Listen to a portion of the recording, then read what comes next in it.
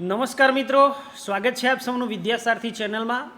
હું છું ડૉક્ટર વિજય સર અને આપની સમક્ષ આજે એક ટૉપિક લઈને આવ્યો છું જેનું નામ છે મુંબઈ પ્રાથમિક શિક્ષણ વિનિયમો 1949. મિત્રો, જીપીએસસી જીએસ ક્લાસ 1-2ની એક્ઝામ હોય, એઈઆઈની એક્ઝામ હોય, એએમસીની એક્ઝામ હોય તો મુંબઈ પ્રાથમિક શિક્ષણ વિનિયમો એ ખૂબ જ મહત્ત્વપૂર્ણ ટૉપિક છે. મારી વિદ્યાસારથી ચેનલ પર મેં અગાઉ પણ મુંબઈ પ્રાથમિક શિક્ષણ વિનિયમોને લગતા વિડીયો અપલોડ કરેલા છે. એમાં નિયમ નંબર 1થી 19 સુધી આપણે વિડીયોની અંદર જોયા છે. આગળના વિડીયો માટે આજે આપણે જોવાના છીએ. તો પ્રશ્નોત્તરીના માધ્યમથી આપણને ખબર છે કે નવી પરીક્ષા પેટર્ન મુજબ એક પ્રશ્ન અને એની સામે 4 વિધાન પૂછાય છે અને એના અનુસંધાનમાં જ મેં અહીંયા પ્રશ્નો તૈયાર કર્યા છે. તો આપણે શરૂ કરીએ આજનો વિડીયો.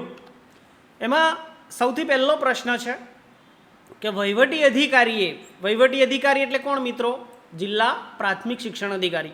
વહીવટી અધિકારીએ કામકાજની જુદી જુદી બાબતો ઉપર પોતાનું મંતવ્ય રજૂ કરવાના સંદર્ભમાં નીચે પૈકી કયું વિધાન કે કયા વિધાનો સાચા છે? નિયમ નંબર 20 મુંબઈ પ્રાથમિક શિક્ષણ વિનિયમોના નિયમ નંબર 20માં આ ચર્ચા કરવામાં આવી છે.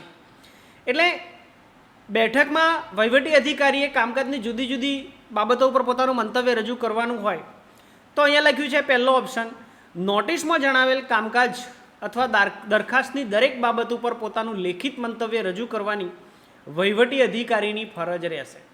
બરાબર? બેઠકની અંદર નોટિસમાં જે જણાવેલું છે ને એ બધું જ કામકાજ, પછી દરખાસ્તની દરેક બાબત ઉપર પોતાનું લેખિત મંતવ્ય કોણ રજૂ કરશે? વહીવટી અધિકારી બેઠકની અંદર રજૂ કરશે. દરેક બાબત વિચારણામાં લેતા પહેલાં વહીવટી અધિકારીનું મંતવ્ય બેઠકમાં રહેલા સ્કૂલ બોર્ડના દરેક સભ્યને ફેરવવું જોઈશે. આ વાત પણ સાચી છે કે વહીવટી અધિકારી જે મંતવ્ય આપે છે એ મંતવ્ય સ્કૂલ બોર્ડની બેઠકમાં જે હાજર સભ્યો છે એમને દરેક સભ્યને આ વસ્તુ ફેરવવું જોઈશે. એટલે ઉપરોક્ત તમામ જે છે એ સાચા છે. બંને વિકલ્પો એટલે ડી વિકલ્પ અહીંયા સાચો છે. ઉપરોક્ત બંને વિકલ્પો સાચા છે. તો નિયમ નંબર 20ના અનુસંધાનમાં પ્રશ્ન છે.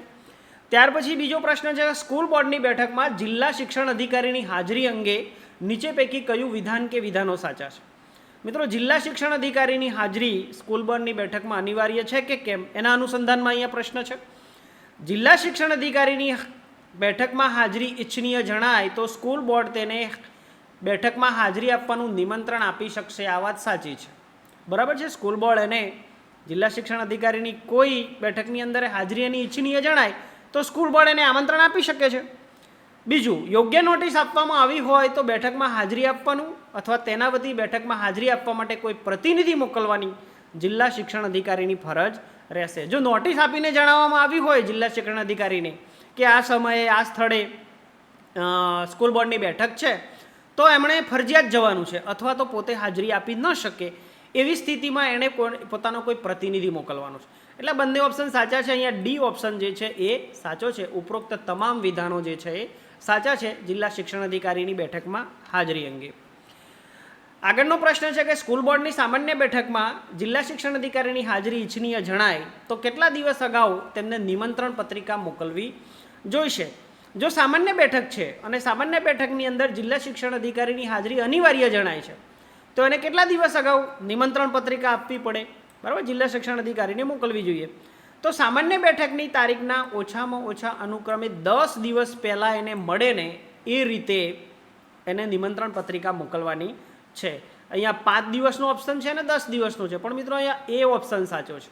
કારણ કે સામાન્ય બેઠક છે તો સામાન્ય બેઠક પહેલાં જો એની જિલ્લા શિક્ષણ અધિકારીની હાજરી જો અનિવાર્ય જણાય છે તો એને 10 દિવસ પહેલાં એને નિમંત્રણ પત્રિકા મળી જાય એ રીતે એને નિમંત્રણ પત્રિકા મોકલવાની છે. ત્યાર પછી સ્કૂલ બોર્ડની કોઈ ખાસ બેઠક છે. બરાબર, આપણે આગળના વિડીયોમાં જોયું છે કે સ્કૂલ બોર્ડની સામાન્ય બેઠક પણ હોય છે અને ખાસ બેઠક પણ હોય છે. જો ખાસ બેઠક હોય છે તો ખાસ બેઠકમાં જો જિલ્લા શિક્ષણ અધિકારીની હાજરી ઇચ્છનીય જણાય તો એણે કેટલા દિવસ અગાઉ નિમંત્રણ પત્રિકા મોકલવી? તો ખાસ બેઠકની તારીખના ઓછામાં ઓછા 5 દિવસ પહેલાં તેને મળે ને એ રીતે મોકલવી જોઈશે. અહીંયા 10 દિવસ પહેલાંનો ઓપ્શન છે એ ખોટો છે કારણ કે એ સામાન્ય બેઠક માટેનો ઓપ્શન છે. એટલે 5 દિવસ પહેલાં જિલ્લા શિક્ષણ અધિકારીને એની નિમંત્રણ પત્રિકા મોકલી દેવાની છે. કયા સંજોગોમાં? ખાસ બેઠક માટે. ત્યાર પછીનો પ્રશ્ન છે કે જિલ્લા શિક્ષણ અધિકારી અથવા તેના પ્રતિનિધિને સ્કૂલ બોર્ડની બેઠકની કામગીરીના સંદર્ભમાં નીચે પૈકી કયું વિધાન કે વિધાનો સાચા છે? હવે જિલ્લા શિક્ષણ અધિકારી અથવા એના પ્રતિનિધિ સ્કૂલ બોર્ડની બેઠકમાં હાજરી આપે છે, બરાબર, તો એની કામગીરી કઈ કરી શકશે? તો જિલ્લા શિક્ષણ અધિકારી અથવા એના પ્રતિનિધિ ચર્ચામાં ભાગ લેવાનો હક રહેશે. એ પોતે ચર્ચામાં ભાગ લઈ શકશે. જિલ્લા શિક્ષણ અધિકારી પોતે હોય તો પણ, અને એના કોઈ પ્રતિનિધિને એને મોકલે હોય ને તો પણ ચર્ચામાં ભાગ લઈ શકશે. બીજું, જિલ્લા શિક્ષણ અધિકારી અથવા તેના પ્રતિનિધિને મત આપવાનો અધિકાર રહેશે નહીં. આ વિધાન પણ સાચું છે. એટલે જિલ્લા શિક્ષણ અધિકારી જે છે એ ચર્ચામાં, બેઠકમાં ચર્ચામાં ભાગ લઈ શકે, પરંતુ એના કે એના પ્રતિનિધિને મત આપવાનો અધિકાર નથી. એટલે આ બંને વિધાનો જે છે એ સાચા છે. સ્કૂલ બોર્ડની બેઠકમાં નીચે પૈકી કયા પ્રકારનું કામકાજ થઈ શકશે નહીં? નિયમ 22 આપણને એવું કહે છે કામગીરીના સંદર્ભમાં કે નીચે પૈકી કયું જે કામકાજ છે એ નહીં થઈ શકે. તો સામાન્ય બેઠકમાં આવી બેઠક ભરવાનું નોટિસમાં જણાવ્યું હોય તે સિવાયનું કોઈ કામકાજ કરવું નહીં અને કોઈ દરખાસ્ત ઉપર ચર્ચા કરવી નહીં. જો સામાન્ય બેઠકમાં એજન્ડા નક્કી કર્યો હોય અને એમાં નોટિસમાં જ જણાવ્યું હોય કે કયા કયા પ્રકારનું કામકાજ કરવાનું છે, બરાબર, એ પ્રકારનું જ કામ થઈ શકશે. એ સિવાયની કોઈ પણ પ્રકારનું કામકાજ કે દરખાસ્ત થઈ શકશે નહીં. એટલે આ વાત સાચી છે. બીજું, ખાસ બેઠકમાં, તો ખાસ બેઠકમાં આવી બેઠક ભરવા માટે લેખિત વિનંતી પત્રમાં જણાવ્યું હોય તે સિવાયનું કામકાજ કરવું નહીં અને એ સિવાયની દરખાસ્ત ઉપર ચર્ચા પણ કરવી નહીં. એટલે સામાન્ય બેઠકમાં નોટિસમાં જણાવેલું હોય એ સિવાયનું કામકાજ નથી કરવાનું, અને ખાસ બેઠકમાં કોઈ લેખિત વિનંતી પત્રમાં જણાવ્યું હોય તો એવું કામ થઈ શકશે, પણ એ સિવાયનું કામકાજ જે છે એ અહીંયા થઈ શકશે નહીં. એટલે આ બંને વિધાનો સાચા છે. ઉપરોક્ત તમામ સાચા છે. સ્કૂલ બોર્ડની બેઠકમાં કયા પ્રકારના કામકાજ કે દરખાસ્ત ઉપર ચર્ચા કરવાની પરવાનગી આપી શકાશે? હવે આગળના પ્રશ્નમાં આપણે જોયું કે કોઈ એવું કામકાજ છે, દરખાસ્ત છે જેના ઉપર ચર્ચા થઈ શકતી નથી અથવા કામકાજ થઈ શકતું નથી, પરંતુ અહીંયા કોઈ દરખાસ્ત કે કામકાજ છે એમાં પરવાનગી કયામાં આપી શકાય? તો અહીંયા એવું લખ્યું છે ઓપ્શન એમાં, નિયમ નંબર 22 એવું કહે છે, અધ્યક્ષ પોતાની મુનસુફી મુજબ તાકીદની હોય તેવા કોઈ કામકાજ કે દરખાસ્ત ઉપર ચર્ચા કરવાની પરવાનગી. જો અધ્યક્ષને પોતાને એવી સત્તા છે કે એને પોતાને લાગે કે તાકીદનું હોય, ઇમરજન્સી હોય, એવું કોઈ કામકાજ હોય, એવી કોઈ દરખાસ્ત હોય તો એના પર ચર્ચા કરવાની પરવાનગી આપી શકે. આ વિધાન જે છે એ સાચું છે. બીજું, અધ્યક્ષ યોગ્ય રીતે નોટિસમાં જણાવી શકાય તેમ ન હોય તો તેવા કોઈ કામકાજ કે દરખાસ્ત ઉપર ચર્ચા કરવાની પરવાનગી આપી શકશે. નોટિસમાં જણાવ્યું ન હોય, એજન્ડામાં જણાવ્યું ન હોય છતાં પણ અધ્યક્ષને એમ લાગે, બરાબર, તો એવા કોઈ કામકાજ કે દરખાસ્ત ઉપર ચર્ચા કરવાની પરવાનગી જે છે એ આપી શકાય છે. આ બંને સંજોગોમાં પરવાનગી આપી શકાય છે. એટલે ઉપરોક્ત તમામ વિધાનો જે છે એ સાચા છે. ત્યાર પછી સ્કૂલ બોર્ડની બેઠકમાં કયા પ્રકારના કામકાજ, પ્રસ્તાવ કે દરખાસ્તની બાબતમાં પરવાનગી આપવામાં આવશે નહીં? આગળના પ્રશ્નમાં આપણે જોયું કે કયા પ્રકારના કામકાજ માટે પરવાનગી આપવાની છે. અહીંયા કયા પ્રકારના કામકાજ માટે પરવાનગી આપવાની નથી.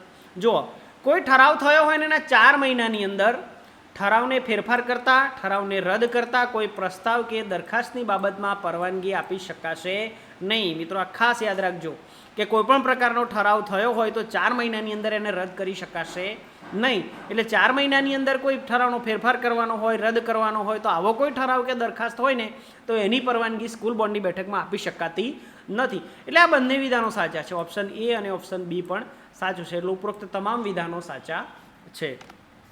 ત્યાર પછીનો નિયમ નંબર 22ના અનુસંધાનમાં જ બીજો પ્રશ્ન છે કે સ્કૂલ બોર્ડની બેઠક સમક્ષ રજૂ કરવાના કોઈ કામકાજ કે દરખાસ્તનો ક્રમ કોણ નક્કી કરશે? બરાબર, સ્કૂલ બોર્ડની બેઠક છે તો કયું કામ પહેલું લેવું, કઈ દરખાસ્ત પહેલી લેવી, એનો ક્રમ નક્કી કરવાનો હોય છે. તો આવો ક્રમ કોણ નક્કી કરશે? તો આવો ક્રમ નક્કી કરશે મિત્રો અધ્યક્ષ સ્થાન લેનાર અધિકારી નક્કી કરશે. જિલ્લા શિક્ષણ અધિકારી કે વહીવટી અધિકારી આ ક્રમ નક્કી કરતા નથી, પરંતુ જે તે બેઠકમાં જે કઈ વ્યક્તિ અધ્યક્ષ સ્થાન લે છે એ પોતે નક્કી કરશે કે કયું કામકાજ પહેલાં લેવું છે. સ્કૂલ બોર્ડની બેઠકમાં કોઈ દરખાસ્ત કે કામકાજની અગ્રતા અંગે નીચે પૈકી કયું વિધાન કે વિધાનો સાચા છે? જુઓ, અગ્રતા કેવી રીતે નક્કી કરવાની સ્કૂલ બોર્ડની બેઠકમાં? નિયમ 22 એવું કહે છે અધ્યક્ષ સ્થાન લેનાર અધિકારી જે છે અથવા કોઈ વ્યક્તિ છે એ એનો અગ્રતા ક્રમ નક્કી કરે છે, બરાબર, પણ એમાં કઈ બાબતો ધ્યાનમાં રાખવી પડે? તો કોઈ સભ્ય એવા કામકાજની કોઈ ચોક્કસ બાબતને અથવા એવી કોઈ દરખાસ્તને અગ્રતા આપવાની દરખાસ્ત કરે તો બેઠક સમક્ષ તે દરખાસ્ત મૂકવી જોઈશે. બરાબર, હાજર રહેલો કોઈ સભ્ય એમ વિચારે છે કે કોઈ બાબત અથવા દરખાસ્ત છે એને અગ્રતા આપવાની જરૂરિયાત છે તો એ બેઠક સમક્ષ મૂકી શકે એ દરખાસ્ત. તે દરખાસ્તની તરફેણમાં કે વિરુદ્ધમાં પડેલા મતોની બહુમતી પ્રમાણે વર્તવવું જોઈએ. હવે કોઈ સભ્ય જે છે એ દરખાસ્ત રજૂ કરે છે કે ભાઈ આ કામને અગ્રતા આપો, તો એની તરફેણમાં મત પડ્યા હોય કે વિરુદ્ધમાં મત પડ્યા હોય એ પ્રમાણે જોઈ અને બહુમતી પ્રમાણે નક્કી કરવું પડે કે ભાઈ કયા કામને કે કઈ દરખાસ્તને અગ્રતા આપવાની છે. એટલે ઉપરોક્ત તમામ વિધાનો જે છે એ સાચા છે. ડી વિકલ્પ સાચો છે. કયા પ્રકારના ઠરાવને સ્કૂલ બોર્ડની સામાન્ય બેઠકમાં રદ કરી શકાય? આપણે આગળ જોયું કે કોઈપણ ઠરાવને રદ કરવો હોય તો 4 મહિનાની અંદર એને રદ ન કરી શકાય, પરંતુ કયો એવો પ્રકાર છે કે એને સામાન્ય બેઠકમાં રદ કરી શકાય? નિયમ નંબર 23 આપણને એવું કહે છે, જે સામાન્ય બેઠક માટે નિયમ 16ની આવશ્યકતાઓ મુજબ નોટિસ આપવામાં આવી હોય. આપણે આગળ નિયમ 16 જ્યારે જોયો ત્યારે જોયું કે ભાઈ નોટિસ કેવી રીતે આપવાની, એમાં શું શું હોવું જોઈએ. તો એ મુજબ જે નોટિસ આપી હોય, સામાન્ય બેઠક માટેની વાત છે, અહીંયા ખાસ બેઠકની વાત નથી. તો સામાન્ય બેઠક માટે નિયમ 16ની આવશ્યકતાઓ મુજબ નોટિસ આપવામાં આવી હોય, તેમાં આવી બેઠકમાં ફેરફાર કરવા, રદ કરવા ધારેલા કોઈ ઠરાવ હોય, બરાબર, પ્રસ્તાવ હોય, દરખાસ્ત હોય, એને સંપૂર્ણપણે જણાવવામાં આવે. જો જ્યારે નોટિસ ફેરવવામાં આવી હોય ને એ નોટિસમાં જે ઠરાવો રદ કરવાના હોય, એને બદલવાના હોય, ફેરફાર કરવાના હોય, બરાબર, તો એ બાબતો જે છે ને એ જે તે સમયે નિયમમાં સામાન્ય બેઠક માટેની જે નોટિસ છે એ નોટિસની અંદર લખેલી હોવી જોઈએ. એટલે આ વાત સાચી છે. તે સામાન્ય બેઠકમાં સભ્યોની કુલ સંખ્યાના અડધા સભ્યોએ જે ઠરાવને ટેકો આપીને પસાર કર્યો હોય, હવે સામાન્ય બેઠકમાં જેટલા સભ્યો હાજર છે એમાં અડધા સભ્યોએ આ ઠરાવને ટેકો આપ્યો હોય કે ના ભાઈ આ બરાબર છે, આ ઠરાવ રદ કરવો જોઈએ, બરાબર, તો એને રદ કરી શકાય. એટલે ત્રણેય 3 વિધાનો જે છે એ સાચા છે. ઉપરોક્ત તમામ બાબતો સાચી છે ઠરાવ રદ કરવાના સંદર્ભમાં. સ્કૂલ બોર્ડના કોઈ ઠરાવને તે પસાર થયા પછી કેટલા સમયની અંદર ફેરફાર કે રદ કરી શકાતો નથી? મિત્રો આગળ પણ આ વસ્તુ આપણે જોઈ છે, બરાબર. તો કોઈપણ ઠરાવ પસાર થયા પછી એને 4 મહિનાની અંદર જે છે એને કોઈપણ ફેરફાર કરી શકાતો નથી કે રદ પણ કરી શકાતો નથી. એટલે અહીંયા બીજા ઓપ્શન છે 6 મહિનાની અંદર, 3 મહિનાની અંદર. પરીક્ષાની અંદર મિત્રો આવો આપણને કન્ફ્યુઝન માટે ઘણા બધા ઓપ્શન આવશે, પરંતુ આપણે એક વાત યાદ રાખવાની છે કે 4 મહિના પહેલાં સ્કૂલ બોર્ડની બેઠકમાં કોઈપણ ઠરાવ જે છે એને રદ કે ફેરફાર કરી શકાતો નથી. આ બાબત બિલકુલ આપણે યાદ રાખશું. મિત્રો અહીંયા પ્રિલિમિનરી એક્ઝામમાં આપણને આવા ઓપ્શનલ ટાઈપના પ્રશ્નો પૂછાય છે, પરંતુ ત્યાર પછી મેન્સની એક્ઝામ આવે છે. ધારો કે AEIમાં મેન્સની એક્ઝામ આવશે, બરાબર છે, તો એ બધામાં વર્ણનાત્મક પ્રશ્નો આવે છે. ત્યારે આ વાતને આપણે સમજીશું. આને આધારે પણ આપણે વર્ણનાત્મક પ્રશ્નો આના અનુસંધાનમાં આપણે લખી શકીએ છીએ. એટલે મિત્રો આજે આપણે નિયમ નંબર 20થી નિયમ નંબર 23ની અંદર જેટલા પણ પ્રશ્નો છે મેં 10-12 પ્રશ્નોને સમાવેશ કર્યો છે, બરાબર. અહીંયા એક વાત નક્કી છે કે કોઈપણ પ્રશ્ન આ નિયમોની અંદર રહી નહીં જાય. કોઈપણ વસ્તુની ચર્ચા આપણે છોડીશું નહીં, એટલે પરીક્ષાની દ્રષ્ટિથી ખૂબ જ આપણને ઉપયોગી થશે.